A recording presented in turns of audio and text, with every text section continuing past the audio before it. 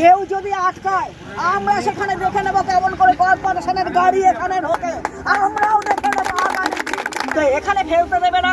কর্পোরেশনের কোন MIC না কে বলেছে, কোন হরিদাস পাল, ওগুলো আমরা চিনি না। বিধানসভা আমার এখানে জিপি, এই জিপির নোংরা এখানেই আসবে। ডাবগ্রাম 1, 2 এর নোংরা এখানেই পড়বে, অন্য কোথাও যাবে না। এখানে প্রধান আছেন, উপপ্রধান আছেন, পঞ্চায়েত বা সমস্ত হাজির আছে, তারা কোথায় যাবে? মানুষগুলো ডুবে পড়ছে নোংরায়। আর তা না হলে সমস্ত নোংরাকে এখান থেকে তুলে নিয়ে যেতে হবে। এই এলাকার যে মানুষ আছে তারা কিন্তু ভীষণ ভালো। মানে আপনি বলতে চাচ্ছেন যদি আপনার এলাকার কচরাটা এখানে না ফেলতে দেওয়া হয় তাহলে এখানে ডাম্পিং গ্রাউন্ড করা বন্ধ করে দিতে হবে।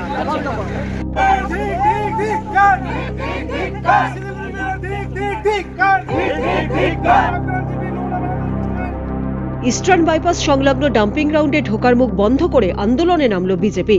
ডাবগ্রাম ফুলবাড়ির বিজেপি বিধায়ক শিখা চট্টোপাধ্যায়ের নেতৃত্বে আন্দোলনে সামিল হল বিজেপির বিভিন্ন জনপ্রতিনিধি ও নেতা কর্মীরা। দলের তরফে দাবি করা হয়েছে পুর নিগমের এই ডাম্পিং গ্রাউন্ডে ডাবগ্রাম 1 ও ডাবগ্রাম 2 নম্বর গ্রাম পঞ্চায়েতের আবর্জনা ফেলতে দিতে হবে। এদিন বিজেপির তরফে বিক্ষোভ দেখিয়ে মেয়র ও মেয়র পরিষদের বিরুদ্ধে স্লোগান দেওয়া হয়। স্লোগানে মেয়র পরিষদকে দালাল বলেও কটাক্ষ করা হয়। শিখা চট্টোপাধ্যায় বলেন, যেহেতু এই ডাম্পিং গ্রাউন্ড আমার বিধানসভা এলাকায় অবস্থিত, সেই কারণে এই এলাকায় আবর্জনা ফেলতে দিতে হবে। সরকারি কাজের জন্য সরকারি জায়গা ব্যবহার করতে এসেও পুর নিগমের বাধার মুখে পড়তে হচ্ছে। যদিও এই আবেদনকে অবৈধ ও আইনত অপরাধ বলেই দাবি করেছেন শিলিগুড়ি পুর নিগমের ডেপুটি মেয়র রঞ্জন সরকার। তিনি বলেন, ওরা যেটা করছে সম্পূর্ণভাবে বেআইনি কাজ। এভাবে পুর নিগমের গাড়ি আটকে দেওয়া যায় না। এসবের বিরুদ্ধে আইন অনুযায়ী ব্যবস্থা নেওয়া হবে। এখানে নোংরা ফেলার জন্য ডাবগ্রাম 2 অঞ্চলে প্রচণ্ড নোংরা, এত বাড়ির থিকনেস যেখানে নোংরা ফেলার কোনো উপায় নেই। এবং সরকার থেকেও সম্মত হয়েছে, দীর্ঘদিন থেকে সলিড ওয়েস্ট ম্যানেজমেন্টের ব্যবস্থা করানো হচ্ছে। বিডিও সেই জন্য কিন্তু অফিস থেকে গাড়িও প্রধানকে দিয়েছেন যে এই গাড়ির মাধ্যমে তোমরা অঞ্চলের নোংরা তোমরা ফেলবে। তো সেখানে প্রধান এর আগের দিন ফেলতে এসেছিলেন, সেখানে তাকে পাঠিয়ে দেওয়া হয়েছিল।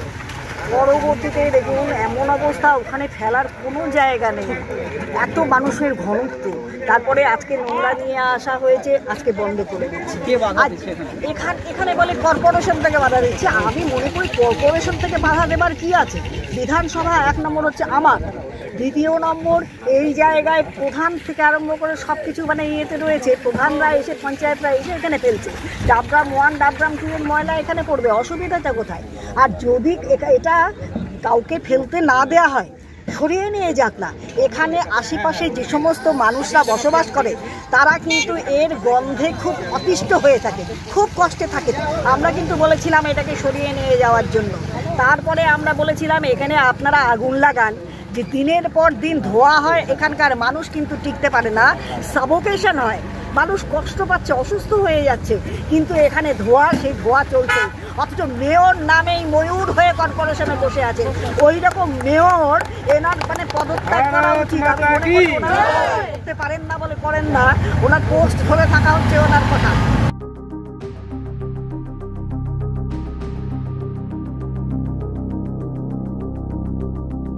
শিলিগুড়ি থেকে মিঠুন ভট্টাচার্যের রিপোর্ট, উত্তরবঙ্গ সংবাদ।